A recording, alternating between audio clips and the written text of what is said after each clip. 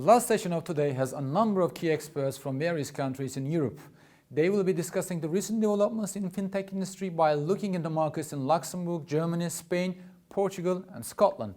The discussants are Panican from the Lhoft and Fran Estevan from Innsomnia and Nigris from Portugal Fintech and Pennanen from Accelerator Frankfurt and Mickael from Fintech Scotland.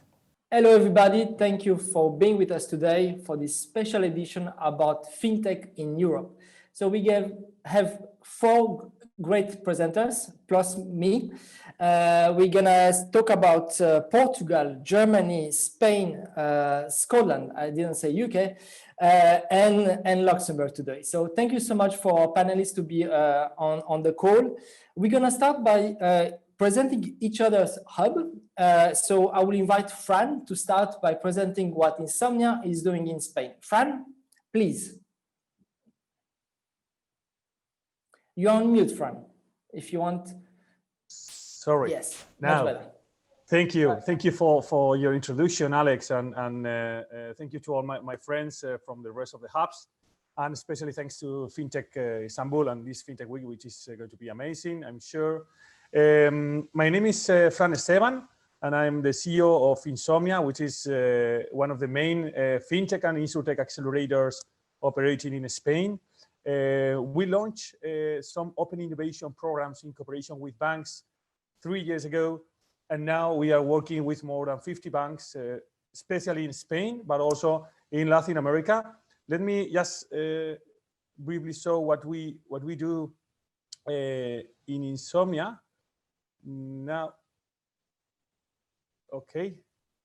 Can you confirm that the presentation is running? It's running, Fran. Thank you so much. Okay. Thank you. This is our main idea concerning the branding and the image. We call ourselves innovators that dream, and we are always looking for connection between different stars among the partners. We build some of the networks, and also between corporation and startups. As I introduced, we launched the Accelerator in 2016, cooperating with Bankia, one of the main banks in Spain, and to implement the model and the methodology we use to cooperate between startups and corporations. This is the main topics that make us different. We are focused on B2B programs, so we work for startups cooperating with banks, but also for startups cooperating with banks that launch products directly to the consumers, which is B2B2C. One of the main ideas of Innsomnia is the no equity principle. It is we don't invest in companies, but we make companies grow. So what we do is we make a European selection of the main startups operating in Europe, normally in Europe.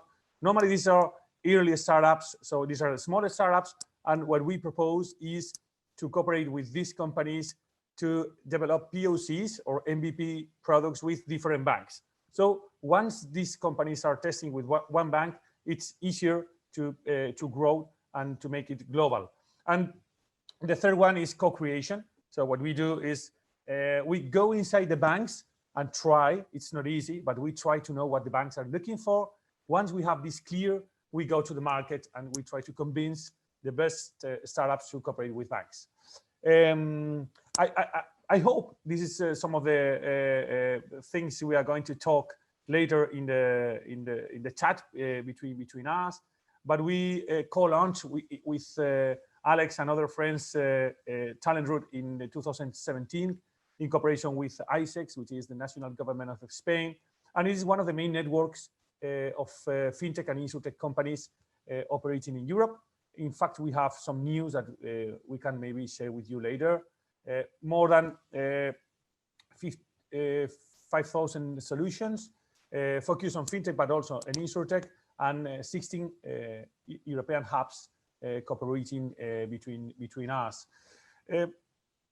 Concerning what the map of the solutions we are based, as you can see, we work with more than 1,000 startups. 60% of these startups are fintech solutions, and 30% are insurtech solutions. We are now open to e-health and legal tech models, but the origin of Innsomnia is based on fintech and insurtech. And one of the main approaches we have when we try to convince banks in Spain and LATAM about the need to cooperate with the startups is that we are global. So we invite companies from Italy, from USA, from Luxembourg, from France, from all over the world to connect with our banks. We see the universe through technologies. So this allows us to invite companies that are very, very good companies on learning matching, on cybersecurity, on blockchain, on different verticals to move from one sector to other. So we don't see the fintech ecosystem as just the solutions, the fintech solutions that are operating in Spain. We also look for different verticals, technologies that we can move from one sector to other. And this has amazing results that we can also share with you. And briefly, some of the main verticals we develop in Innsomnia focus on fintech, solution for SMEs, alternative credit scoring, cybersecurity, wealth management and user experience. And now, which is on the wave, sustainable finance, inclusive finance, also green finance, and are one of the main topics we are trying to promote at local level. And also all which is connected with new solutions for companies, new solutions for SMEs, and new solutions for customers. Last slide, insurtech. For us, insurtech and fintech are very, very close. So companies share technologies, and in most of the cases, they also share partners and solutions. So we are also working for one of the main assurance companies in Spain. Some of them are also global companies like Mafre, which they have presence also in the United States. And that's all for my introduction. Alex, I hope that in the chat we can go in depth with some of these ideas.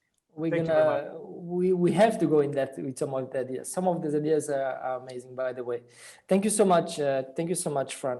Maria, please.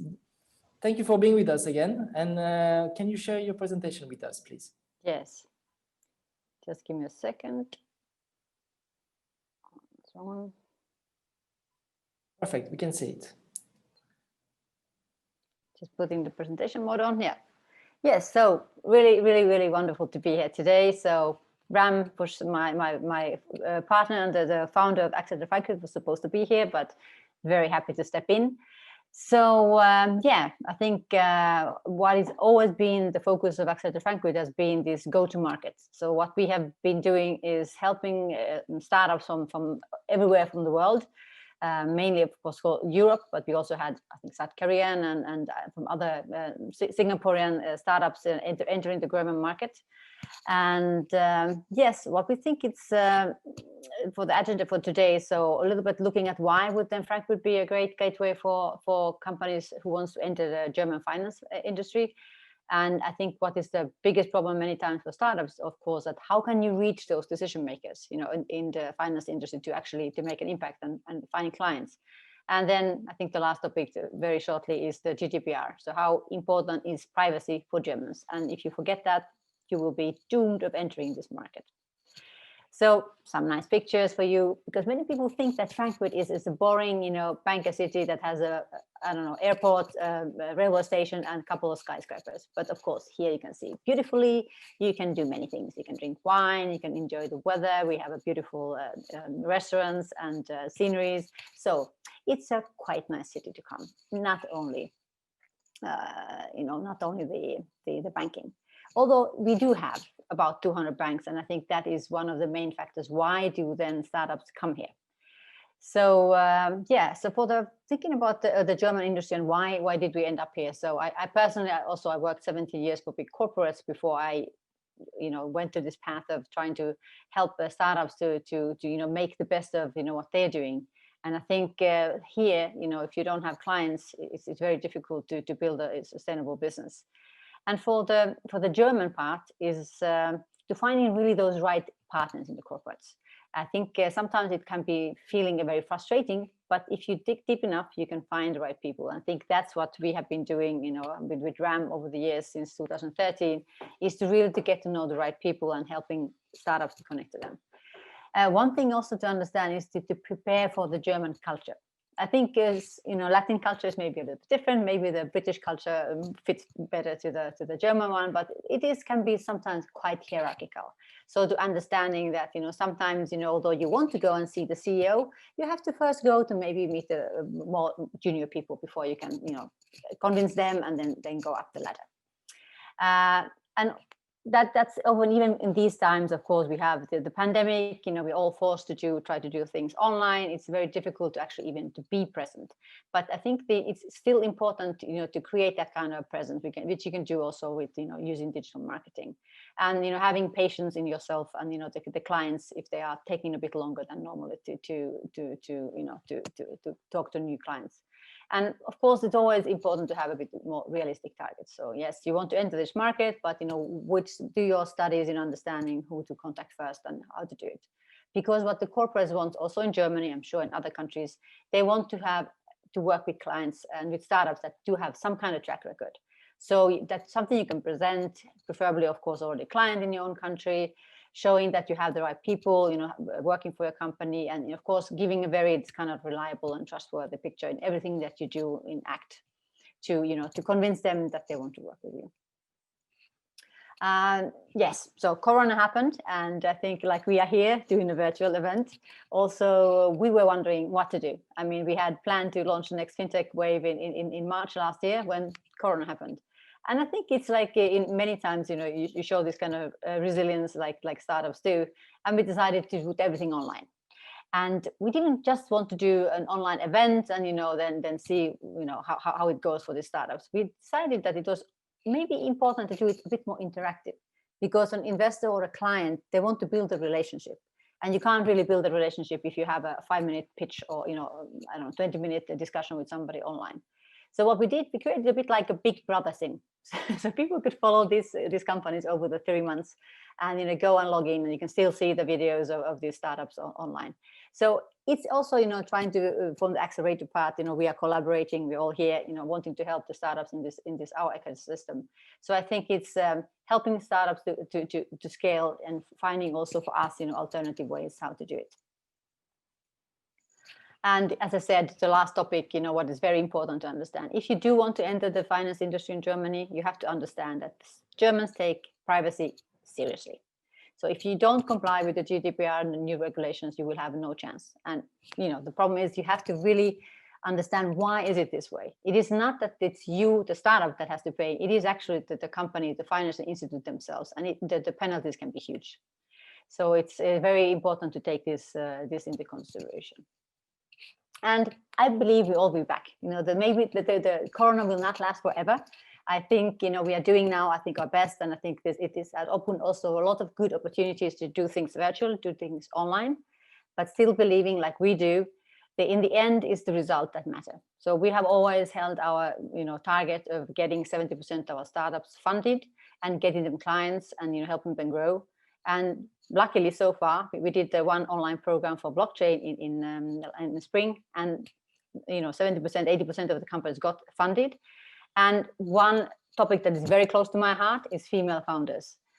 I got so tired of people just talking about it, so we decided that the new wave that actually started last week is focused only on female founders. So that is how I want to conclude. I think it's wonderful that we're all here and, you know, looking at the talent and how we can improve the FinTech ecosystem. Thank you so much, Maria. We will talk about talent because it's a very important topic all over Europe and, let's say, over the world, in the world of FinTech. Thank you so much, Maria. Interesting presentation, interesting facts. Some of them I didn't know, so I will come back to that. Next in line is Mickael. Mickael from Scotland, FinTech Scotland. Mickael? Let me share my screen. Yeah, please, go ahead. There you go. Can you see it? Not yet. Not yet. Yes, it's starting now. Perfect. Great. So hello everyone, or merhaba to Afranim Istanbul, hello, as we would say in Scotland, with a very strong and broad accent. As you can tell, I'm not Scottish myself, but I've been here 16 years. So I guess a quick overview about Fintech Scotland. We're a bit different. We're not an accelerator. We are a community of firms, and we grew the firm from January 2018 to today, from 26 firms to about 150 just now. There's no membership. You're part of Fintech Scotland if you're a fintech in Scotland. Whether you're born in Scotland or not, you can be part of the community, and there's no fee to pay. This is the community as it stands today, the 150 firms across many verticals. And the reason we exist, and I guess the reason we also can manage without being a membership organization, is through the support of strategic partners that I will show later. But in a sense, what we do is threefold, and it's the 3 C's. So very, very, very easy to remember: community, collaboration, cluster. Community is about developing the community, helping the firm grow from startup to scale up to large to whatever they want their future to be, selling, collaboration with other firms, acquisition. So that's a big part of our role, welcoming people in the community, supporting them with investment by connecting them with the right investors, supporting them with growth and collaboration opportunities. So collaboration is the 2nd C, and it's spending a lot of time with our strategic partners to understand their problems. Those strategic partners are here. So you've got some FS firms, some non-FS, like Lhoft, Fujitsu, Dentsu, and also the universities and the regulator. So all those people here on that slide are partners. They actively deliver programs for the community of fintech firms in Scotland. And like I said, we spend a lot of time with them to understand their problems. We are demand-led. We don't spend a lot of time trying to make cold introductions. What we do is when we know, for example, JP Morgan has got an issue, we can go back to the fintechs in Scotland and help them find a solution. And actually, what we've done very recently with Lloyds, we helped them launch their launch hub, and we welcome companies from all around Europe and all around the world, actually, to apply for one of their challenges around ESG and another around digital transformation. So that's how we operate the community. The 3rd C is cluster, and it's really why I'm here today. The cluster is much more than, it's broader than Scotland. It's around the world. It's creating the networks. It's speaking to all the people in the fintech space and creating the connection that will enable the fintech to grow in the future. Speaking about the networks, here are, obviously, we mentioned the talent route already, which is a very exciting initiative. We also have a program with the talent route, or in parallel to the talent route, which is the FinTech Discovery Program to enable collaboration throughout Europe. And within the UK, we also launched the FinTech National Network with the other countries of the UK. And we also have a relationship and MOUs in place with other regions in the world. A big news for Scotland was at the start of the year, we received a 22.5 million investment for the Global Open Finance Centre of Excellence. So going beyond open banking, thinking about the future and what open finance can deliver to people and to companies. And the reason why, I guess, we were successful in getting that investment from the UK Research and Innovation Programme was because we've got all those partners at the bottom here and leading organizations, including universities. And the idea is, it's not a Scottish thing. So everyone, our friends in Istanbul, our friend in Europe, our friend around the world can come here and innovate. Not just the fintech firms, any firms, but also regulators and policymakers. So the idea is, through the use of real data, but anonymized data and secure data, you can actually test the impact of policies on people before implementing those policies. So it's like an observatory of real-time, consumptions mechanisms, what people save, what people do with their money, and how policies have got an impact on day-to-day life. So it's something we're very excited about. Our festival, which was over 4 weeks this year, was in September. We had, many events, and I guess we do that every year. We went from 2 weeks, 3 weeks, and 4 weeks this year, so it's growing arms and legs. It's getting bigger and bigger. And next year, like Maria said, we hope to welcome you all physically, even though this year was great as well, because we did everything online and we reached out all around the world, and that was fantastic.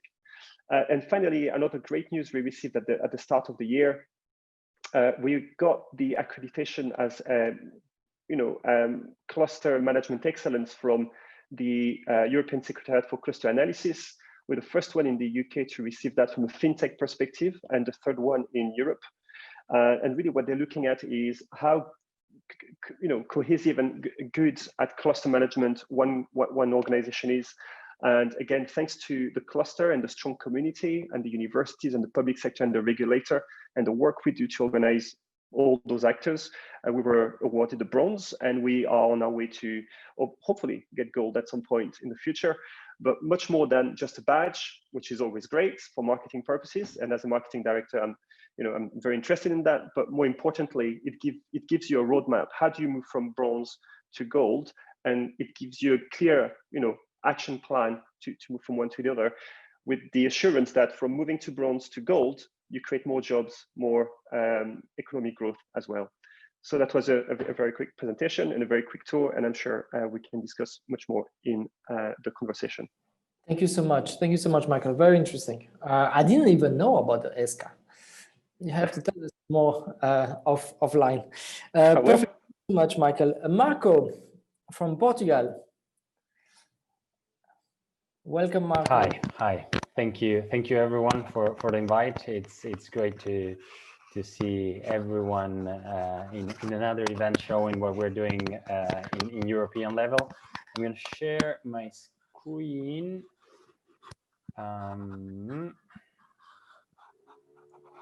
Yeah. Okay. Can you see my screen? Yes. We Excellent. Just have we can hear your mic from time to time touching something. Okay, I'm gonna put it. Yeah, it's because Perfect. of the shirt. Thank you, thank you so much. I'm you guys, you and Fran, you are the only countries I think in Europe where it's warm right now. So we excuse you for that. So go ahead. So I don't want to bore you with why Lisbon is such a great place to come. I am the living example of this. I'm half Argentinian, half Italian, and I've chosen Lisbon because of the great ecosystem, the great weather, and also the culture here. You can choose like any blog online to check that. I'm going to tell you more about what we're doing with Portugal Fintech and the Fintech House. So basically, we were born 4 years ago to create awareness on what fintech was. In other countries of Europe, fintech was a innovation and a big thing. Here in Portugal, I must say that at the very beginning was very hard to propose innovation to the banks. So what Portugal Fintech did was put the fintechs in the center and try to connect them with the regulation, with mature players like financial institutions, and also talent and investors. That is super important. So we're a non-profit, non-governmental association, startup-centric, and we're trying to empower the fintech ecosystem. So basically what we've done since 2016 is to try to make market cooperation. So we select startups, we choose or we try to see the challenges that financial institutions have and connect them very practically, very pragmatically and proactively as well. Since then, we've done a couple of initiatives. One of the most important ones was the FinLab. That was, it's not a sandbox, it's a program with 3 regulators here in Portugal. And it was one of the first programs that were done in European level to connect the regulators and the startups and for everyone to be more compliant with regulation. So we had different insights from this program. the first session we created it together, and now it's a program totally of the regulators, but we're very in contact, or very close contact with them to keep developing this program and improving this program. Another thing that we are very, very proud of, and we're very close to the launch of the 2020 report. It's the yearly industry report that we have here in Portugal, where we have statistics, a top 30 of the fintechs that are not only were born in Portugal, but also they are working here. So for example, I don't know, Swiss startups and startups from UK that choose Lisbon as a base are also here in this report. We have different insights. One of the most important one that like other hubs have mentioned is that the startups are mostly B2B. So we need collaboration with the incumbents and the financial institutions. And then the latest initiative of Portugal FinTech was the FinTech House, which I'm very honored to be the director of this initiative. We started last year at the end of the year. We opened our doors in January, and we grew until we had 30 startups in our community, 85% of occupancy of an amazing building in the center of Lisbon. And then, well, COVID hit and we went virtual as everyone else reality. But I think it's a very important milestone for the Portuguese ecosystem, and having this very big space and having it in 85% of occupancy, I think it's very important and shows how much is the Portuguese ecosystem growing. So we are the first hub of FinTech. There are many co-working spaces here in Lisbon and in Portugal. We're the first one focused in FinTech, and we try to make this collaboration happen.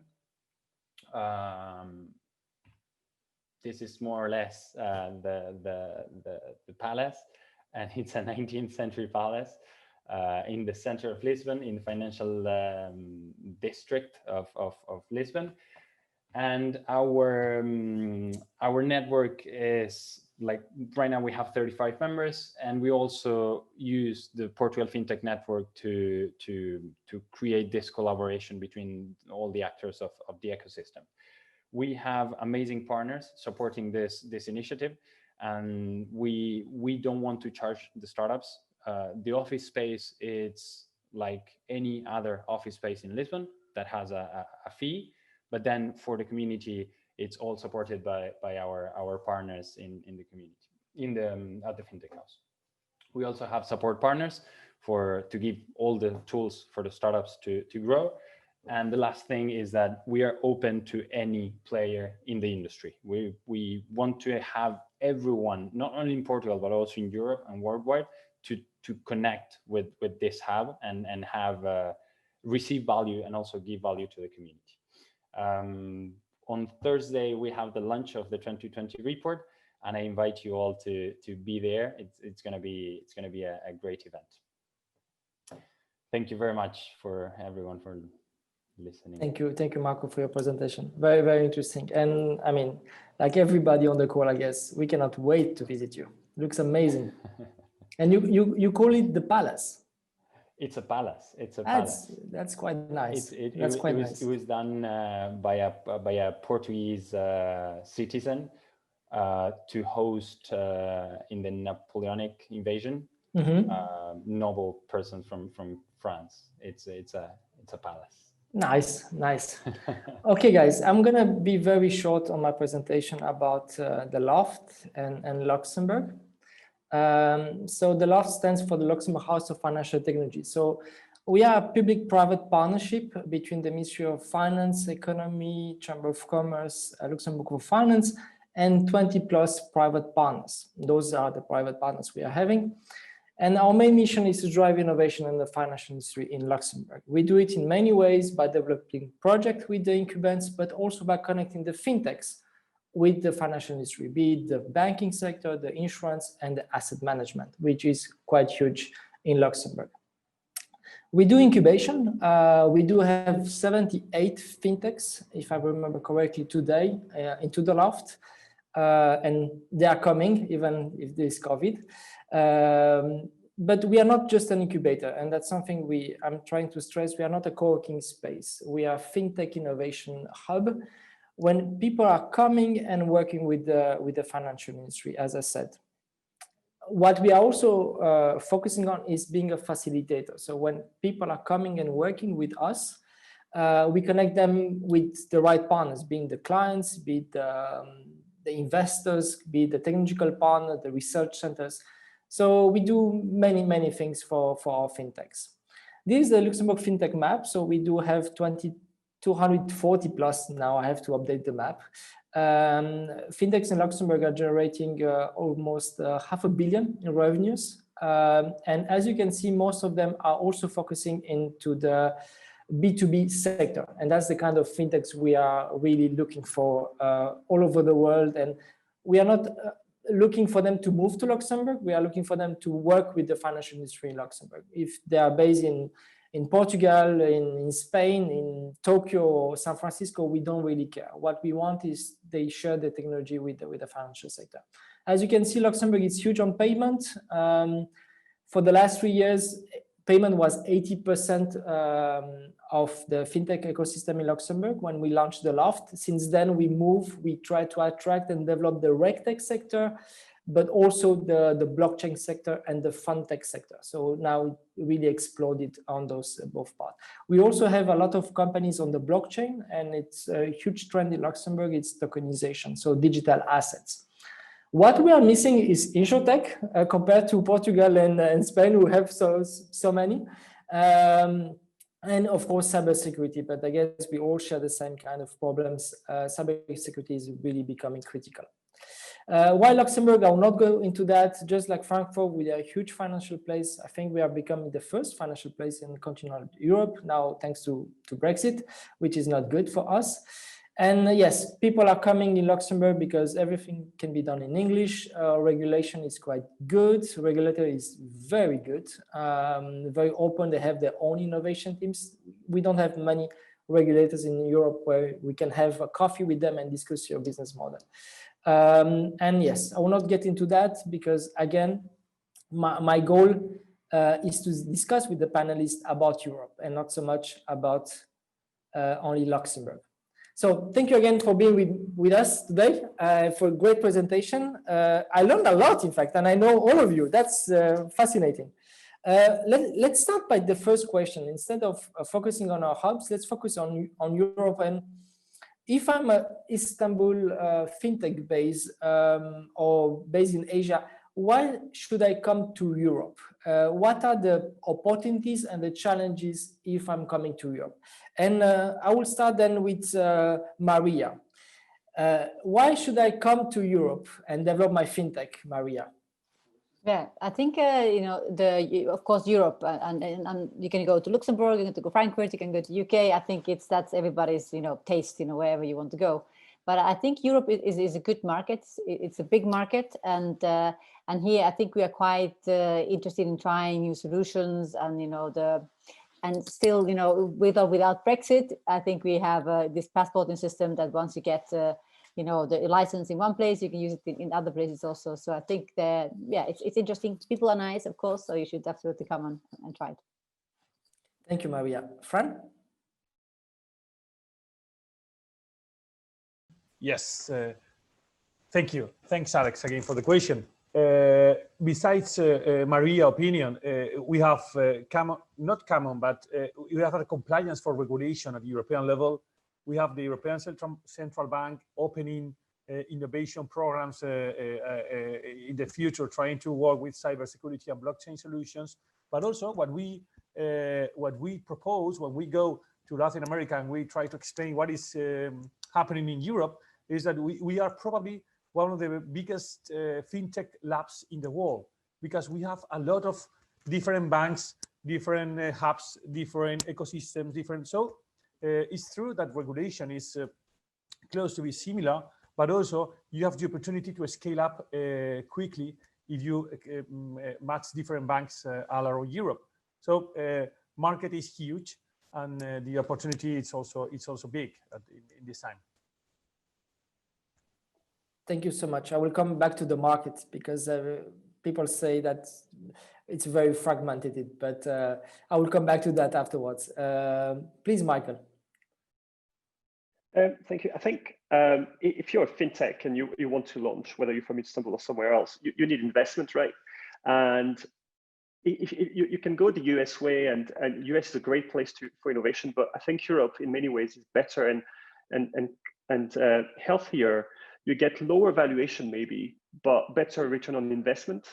And I think that's due to the fact that adoption of fintech is massive in Europe. Obviously, it depends on the markets you're in. Some of the markets in Europe are more cash focused, some are more digital focused. But I think we're all coming with PSD2 and all the new technology coming through regulations. I think will push people to adopt new technology faster. And I guess PSD2 is a great example. So open banking, or people have got different names. I think it shows that there's a common direction taken by Europe towards a situation by which there's a European market. I think that's the end goal, even though some people don't say it. It is the end goal that a company in Germany can have customers in France, and that company can have customers elsewhere in Europe. So I think regulation is definitely a reason why you should move your company to Europe. I think investment is the second one. And I think what's down the line, if you look at the EBA and their desire to protect consumers a bit better as well throughout Europe, I think it is, and it's going to be even a better place to do fintech in the future. Thank you so much. Marco, what's your insight? I think Mickael, Maria, and Fran had great insights in why Europe is a good place. I would say, coming from Latin America, knowing the reality there, Europe is very stable in terms of regulation, in terms of market, so there are a lot of opportunities to grow. If you have a solution, you come here and it's stable. And then the regulation changes, but also if you comply with regulation, you have a big step into the market. And then it's a barrier for other companies that don't have the regulation. So I would say it's beside investment and regulation, it's a very stable market. So we already have 6-7 reasons. So adoption of fintech solutions, regulation, you mentioned GDPR, Maria, early on, PSD2 guys, stability, and yes, investment, you're right, Mickael. The thing I'm facing, I don't know you guys, but when I have conversation with people from outside Europe, as I mentioned, they see Europe as a very fragmented place with different jurisdiction. I have to explain to them that we all follow the same rules, European laws, but they see all those languages. And for them, it's quite complex. They would rather go to US or the parts where there has a bigger pool of people and they speak just one language. And one of the criticism I also receive is Europe is very complicated, and as it's regulated, as a fintech, I would be less, competitive worldwide, because in Asia, they don't have so much regulation, in US neither, and they do have bigger fintechs because they don't have to follow so many rules.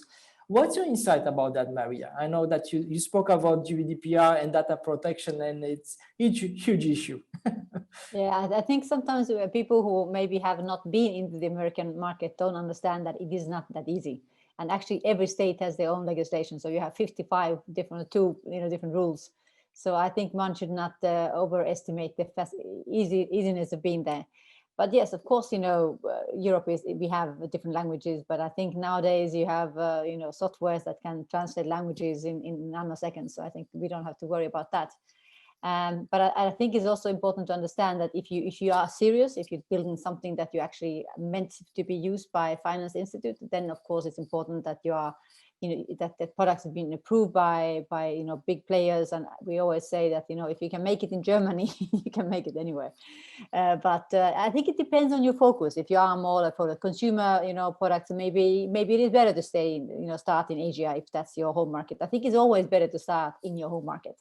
And once you're strong there, it's easier to come to other countries and other regions and say, look at my track record. This is how well I performed, and then you can perform there. Because I think, like Mickael mentioned, the investment point of view, I think it's very difficult to convince the European investor without a track record, and especially without European clients, if you're looking for European investors. I totally agree with you. I totally agree. And I will jump to Mickael, because that's the second question people from outside Europe ask me. And Mickael, I guess you see the question from far away. What's going on with the Brexit? Should I go to UK? Should I come to Europe? What's your advice? You are in Scotland. What's your advice? I guess the question would be more for the fintech outside of the UK. Why before did they come to the UK? Was it because it was part of the EU? Could be that it's the answer for some, but actually the biggest reasons were access to talent, investment, access to some of the largest financial firms in the world, and the culture, the entrepreneurial culture. Those won't change. They will still be here. So I'm not going to say that everything is great and there won't be any issues. And uncertainty that you mentioned is definitely something that hits any type of business hard, because from an investment perspective, it's got consequences. However, what we've seen, so if you just look at, I think this year, we've seen a lot of companies from Europe registering offices in the UK. We've also seen companies in the UK registering offices in Europe. I think people are getting ready, but it's not a one-way system. I think companies are moving across, and that's great to see that. I also see Brexit in a way as a great platform a burning platform for innovation, because it's like COVID in a way. People are looking at a problem and finding solutions. And entrepreneurs, fintech entrepreneurs, are great at doing that, and actually they thrive with crisis. Fintech was really born out of the 2008 crisis, if you remember well. So I think we're very good at that.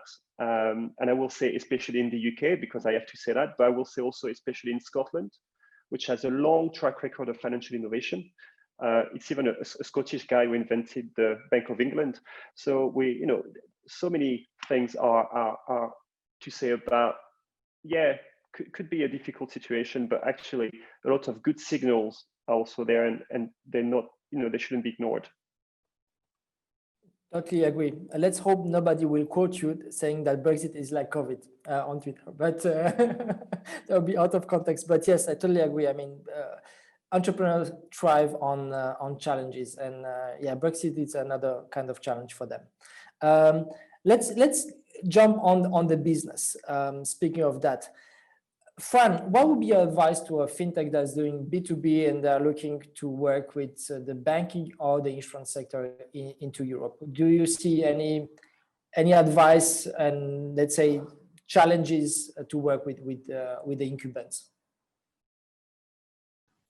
Yeah, in connection with the last question and going back to the why Europe, I think that it's really, really important to separate both models, B2B and B2C. Maria mentioned that United States is not easy. It's not easy going to the United States with your fintech and trying to connect with banks.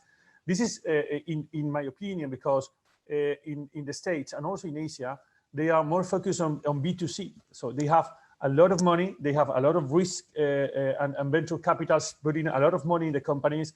And most of these startups born with the idea to make competence to the big players, so banks and assurance companies. What we have experienced in Europe is that B2B companies, B2B startups, has a huge opportunity with banks and assurance companies because there are a lot of players. So probably these are not as big as the huge Asian and state banks, but in Spain we have BBVA, Santander, CaixaBank, most of the banks which are also global banks, well connected with different countries in Latin America, in Portugal, in Turkey also. BBVA is operating currently. So in my opinion, advice is once you have a great success with an European bank, it's easier to move from one country to other country. So because you saw your success. And second is that we are trying to strengthen the connection between ourselves. This is because we have been working on the talent route and other initiatives because of this, to move talent from one country to others. So and the last advice or the last point is that the situation in Europe is that banks are working hard on the digital transformation. So they have a lot of money updated in the budgets, in the annual budgets, to cooperate with fintech solutions or technological solutions. So now the demand is bigger than the offer. So in this market, we're still having opportunities to connect with the best corporative banks in Europe. What are the solutions you see in Spain, at least, that companies are looking for, the banks or the insurance? Insurance, most of the insurance companies, customer experience, digital onboarding, and new products and services. Banks, in the last year, trends were cybersecurity. So the growth was huge in the last year. Financial and educational solutions based on fintech approaches. So education and inclusion. And in terms of technologies, artificial intelligence, virtual reality, which is one of the new trends. It's how are we going to experience the bank without this physical environment because of the COVID. So this use of technologies is also on the wave. And also all the new products that can help banks to sell more, because market is really, really teeny.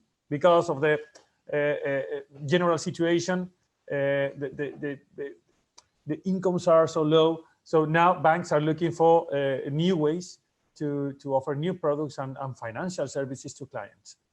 So these are the main trends or needs in this step. Thank you, Fran. What's your intake, Marco? What do you see in Portugal? What are the kind of trends you see on the B2B side, and what would be your advice to entrepreneurs looking to work with banks in Portugal?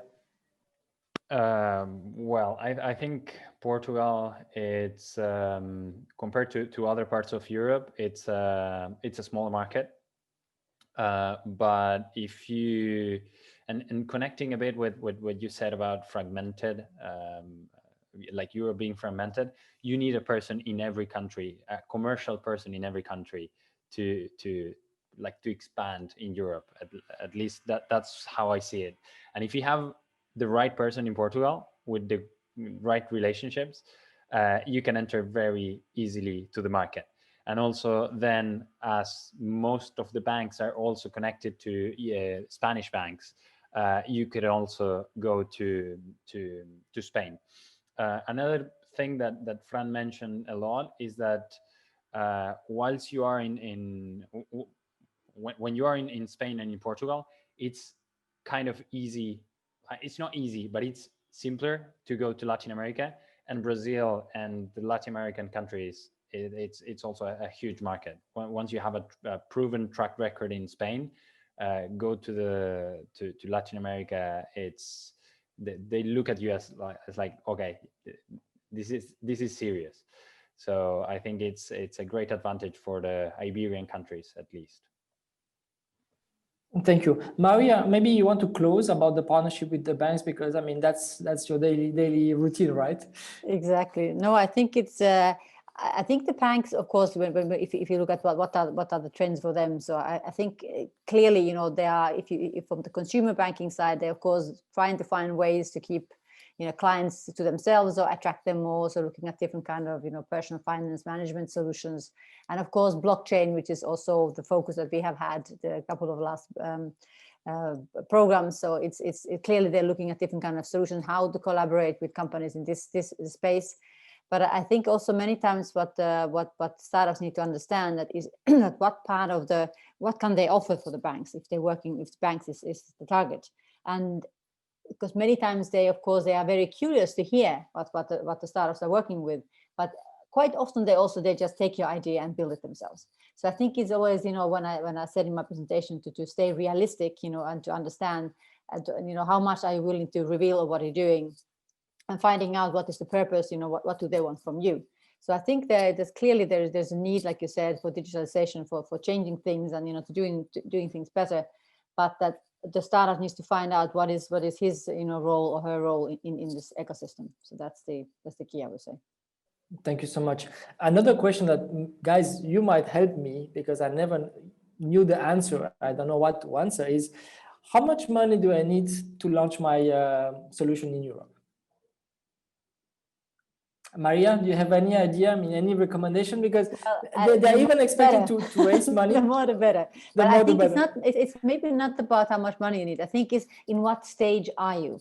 So I think if you want to, be attractive to a B2B bank, you need to be, you need to have a solid team. And some people say you need to have a team of minimum 20, 30 people. You need to be on the market 2-3 years. You need to have something to show already in your own market, preferably also another bank, as a client.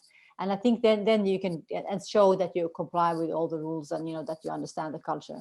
I think that's it's not easy, but I would say that these are like the minimum requirements that we have. So 20-30 people. I don't know, Mickael, Fran, yeah, go ahead. No, yes. On the other side, it's not about money, but what we are offering, at least in Spain, most of the banks, they are offering the development of POCs between 10 and 15K. So banks are offering this small money, if you want to mention, to fintech startups, just to try with banks if their proposal can match for the future implementation of MVPs. So this maybe gives an idea to entrepreneurs in Turkey about how can they connect with banks, at least in Spain. We are opening now with Bankia, but also with other banks, and between 15 and 30,000 euros, they are offering different ways to cooperate with the startups for POCs or MVPs in the, Sorry, Maria. I have to say, no, I think I think Spain is a great example, because I think actually, from my understanding, also the Spanish banks are a little bit more willing to work with startups than, let's say, the German banks. Let's say at least the German banks, they will take some time, at least sometimes a year, even more. Marco, you want to jump in? Go ahead. I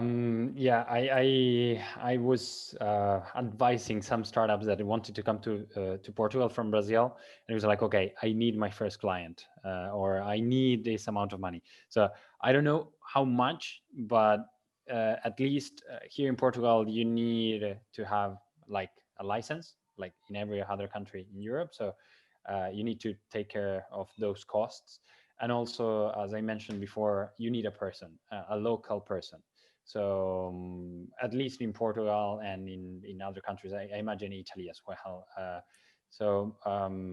I would take care of those costs, and then to find that first client, you need that.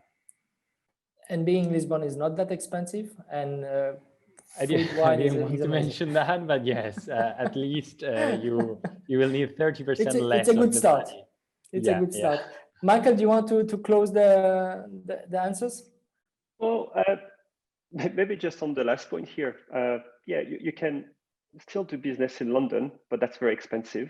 Or you could come and live in sunny Scotland and set up your business here, and you're 1 hour away, really, in a plane. And before COVID, we had 100 planes every day. So going back and forth between Edinburgh and London. So you can have the best of both worlds. You can still be in the city center in London early morning, but be in your very nice house in Edinburgh by nighttime. So it's not the only reason why you should come to Scotland, but definitely a great one. And I guess on a more serious point, collaboration for me is more important than investment.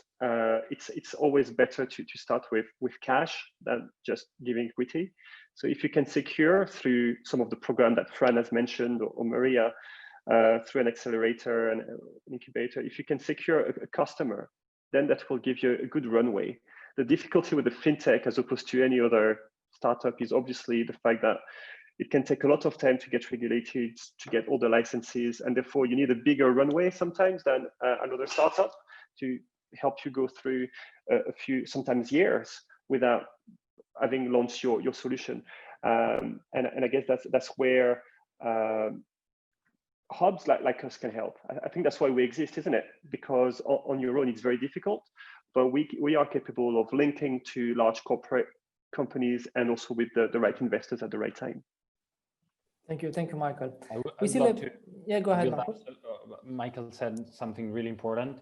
There is the time to get regulated sometimes is very long, but also what you can do if you're a foreign company, you're not in Europe and you don't have a license, is partner up with a company that does have the regulations, so you get into the market easier and quicker. Thank you. You are right, Marco. We still have 5 minutes, and the last question I think is one of the most important. That's another question I have from people outside Europe. It's what's the talent pool in Europe? Wherever I'm going, I will have the right developers, the right people, skilled people. Maria, what's the situation in Frankfurt? Do you do anything for the talents? What are your different initiatives, and what's your intake?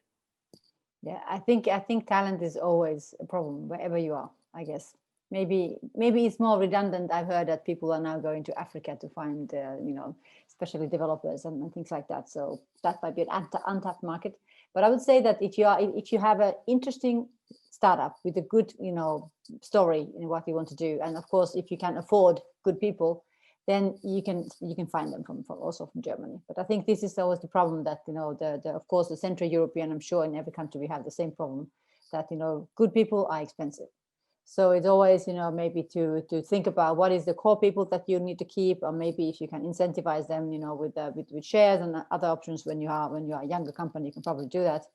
But I think it's never a problem that will go away, I think. But as I said, if you are a good story, good company, you can find the talent, but maybe you need to widen your view from the Frankfurt city center when you're looking for people. Do you have any special schools for tech developers in Frankfurt? Yeah, so we have, of course, in Darmstadt, it's close to Frankfurt. You have some developers also in Wiesbaden. But so I think you have the people. It's always just, can you afford them? So that's that's another question. Okay, thank you so much. Fran? Yeah, three main ideas concerning to the talent. The first one is you also mentioned, Mickael, it's more important talent than money. So we have a lot of money in the world, but talent is not, at least in Spain, is not as easy as we thought on the beginning. In fact, in Innsomnia, one of the main proposals we put into the market in the beginning was, okay, guys, come to live in Spain. We have a very nice places to live. The weather is amazing. The cost of life is also, but this is not enough to attract talent. So now we have schools. We have Geek Hubs, which is a special school focused on banking developments. We went back also to the university to promote special programs concerning to the banks challenge we launched to the main universities in Spain. At least 3 universities are working with us for the program we launched in 2019. And the last point is this is not about hubs. This is not about attraction. This is not about physical spaces. This is about cooperation. So if we are able to build up something great between us to move talent between hubs, and we connect talent from Scotland to Spain, from Spain to Luxembourg, and we can do this in a fast-track view, the proposals arriving to the banks, arriving to the assurance companies will be better, and we'll have a fast-track way to develop in the cooperation approaches. So talent is the key word, and also the key principle to build up something great between us. Could not agree more. Thank you so much, Fran. I agree. Mickael? Yeah, I mean, in Scotland, we've got 5 universities now that have MScs in Fintech, and they all have different flavors. Some are more business, some are more tech, some are more like trading, high-speed trading finance. So we for you could say a small country, we do have a lot for us, and we've got leading universities like Edinburgh University, Strathclyde, making headways in fintech. But more generally, I think if you speak about Europe, I think what's great, if I can say, don't quote me again, what's great about COVID, it's that people are somehow starting to realize that you don't need to employ people from your own ecosystem. You can go elsewhere. I was speaking with James Varga from Direct ID, one of our famous entrepreneur here, and he said, well, I might go to work from Spain for 6 months now. I don't need to be in Edinburgh, but equally, he's still passionate about making Edinburgh a great place to do business. So you can have a mix of both, but you can really have talents from all around the world, really. Indeed, and we'll close with mentioning the talent route in a second. Marco, what's going on regarding talent in Portugal? We do have a lot of our companies, fintechs in Luxembourg, who are outsourcing in Lisbon. Yeah. As we mentioned before, the cost of living here in Portugal, it's relatively lower to other countries and cities in Europe, and there is like great talent here. We have good universities in Lisbon and in Porto, the north and the south of Portugal, and the cost makes sense for everyone else that, like, I don't know, want to have a remote team working on a platform or on an app, and have the developers team here with better quality of life because we're close to the ocean, because the sunny Scotland, because the sunny Lisbon is here. So I think talent is a big thing in Portugal, and we are seeing a trend of course, the prices are going up because other countries of Europe are choosing Portugal to have a developers team here, but it's still a good compromise and a good opportunity. Thank you, Marco. I would just want to close by maybe asking Fran, who is the initiator of the talent route, and we are all part of this great initiative we launched a few years ago. So Fran, we still have 1 minute to go. Can you explain quickly what the talent route is and how can people reach out to us? Please go ahead.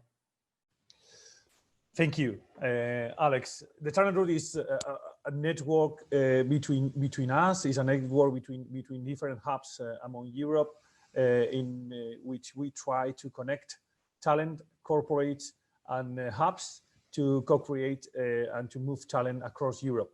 So this is the main idea of the network. We have open calls from corporates and banks we work with, and we also invite ecosystems and startups to connect with this corporation. We launched a website some months ago, so all the information is in thetalentroute.com, so you can check all the figures there.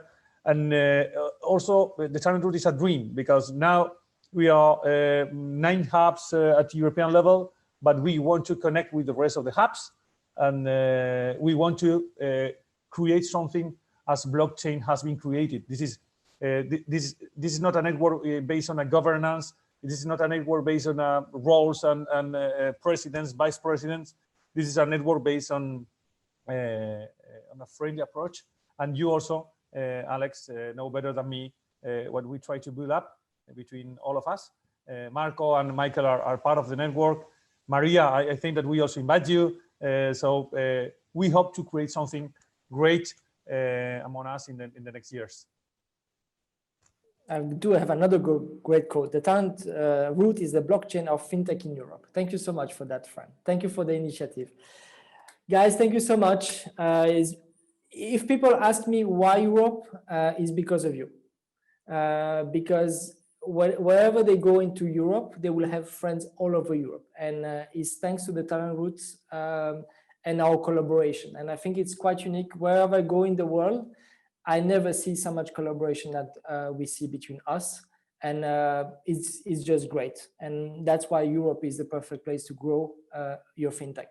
So thank you for your participation. Thank you so much for your time. Thank you to the organizer of the Istanbul Fintech Week for having us. And yes, see you very soon, physically, I hope. Thank you so much. Keep safe, and see you very soon. Bye-bye. Thank you. Thank you. Oh, thank you. Many thanks to you all for participating in this session on the first day of Istanbul Fintech Week 2020. We have discussed how we can improve fintech and payment innovation around the world. let's call it a day and meet for the Blockchain Fest, which is starting tomorrow in the morning at 9:30 a.m. Istanbul time.